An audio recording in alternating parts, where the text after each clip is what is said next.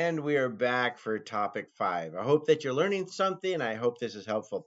We have a lot to cover because when we start talking about church and staff relationships, whether you're volunteer or whether you're part time or whether you're full time, you are going to have to interact with the church as a whole. You don't just get to just minister to teenagers.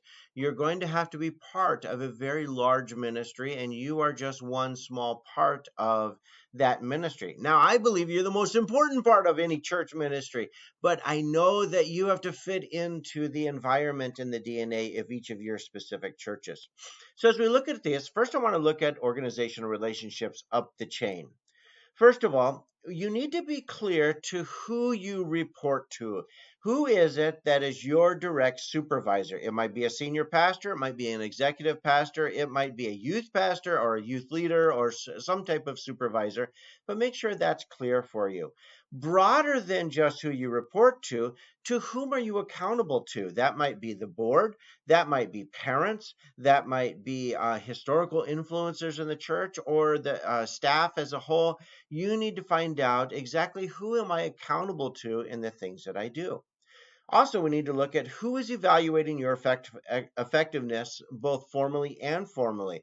It might be the senior pastor that's evaluating your effectiveness, but a board might not be happy with your performance. You need to understand how those dynamics work. Ask those questions when you're being hired. Ask those questions so you have that clear in your mind so there's no surprises for you.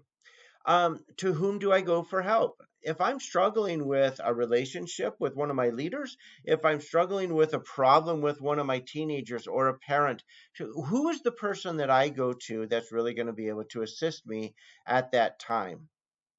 To whom do I go if my supervisor is unreasonable and abusive?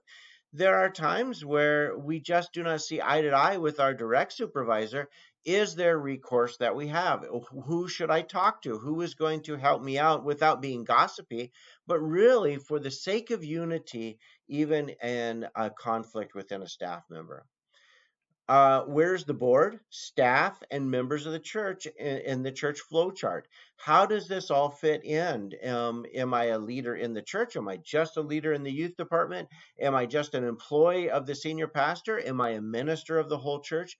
These are important questions in order for us to grow as leaders and in order for us to have clear communication as we develop our ministry lives.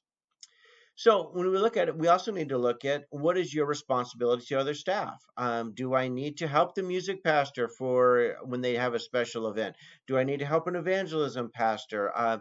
Do I set up tables and chairs every time the women have an event? These are great opportunities for service. They're great opportunities for youth group to invest in the church, but you need to have some clear communication just to know what are my expectations.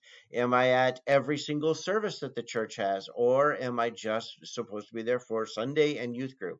What's your responsibility to other church ministries? As I just said, we want to make sure that we have a clear understanding of how we interact. For example, how much should I be involved in the children's ministry? Those kids are coming up into youth ministry. I want to get to know them ahead of time, but do I have any responsibilities in that area also? Understand that our title, youth pastor, is not our only ministry. Just because youth is in the name, you are still a pastor. You're still calling of God. And even if you're a youth leader, lead and be a spiritual leader within that church. So let's look at you organizational relationships down the chain from you down into ministry. Who evaluates your adult leaders, your youth leaders, your youth group effectiveness? Who are the people that are going to say you're doing a good job or you're not doing a good job? We also need to look at what is your plan for mentoring? Who is it that you are going to mentor and to breathe life in? And you see the Holy Spirit on their life and you begin to help them. How are you grooming new leaders or potential leaders? Are there relationships that they might not be adult leaders now? They might even not be teenage leaders now, but are you grooming them and helping them understand the value of leadership and the importance of this call that God has given to you as you minister to young people?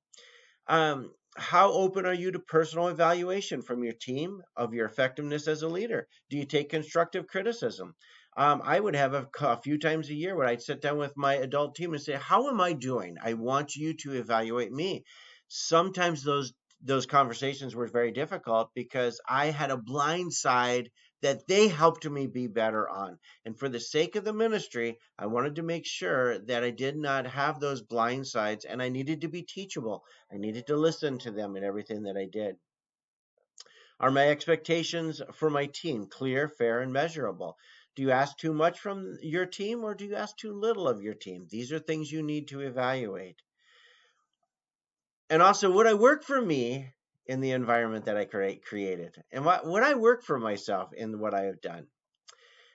The last thing I want to do in just a few seconds here, and you can ponder these later, but I was a youth pastor for a long time.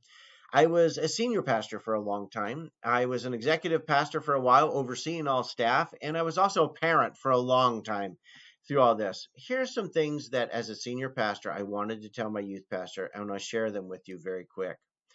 First of all, I believe in you to hear from God. Secondly, I want to trust you. You need to trust me. I need to see you are faithful to your calling and vocation. I want to see you actively growing. I want to pray with you. You are an expert, but listen to my wisdom. Please be honest with me, with the good and the bad. Please do not surprise or expose me with trouble. Know I support you and have your back, even if you are wrong. And those are some things that I just wanted to help you with, to help you to see that as a youth pastor and as a senior pastor, there's a symbiotic relationship that we have to work on together. Let's glorify God as we lead and understand these relationships. Until next time, thanks so much. We'll see you soon.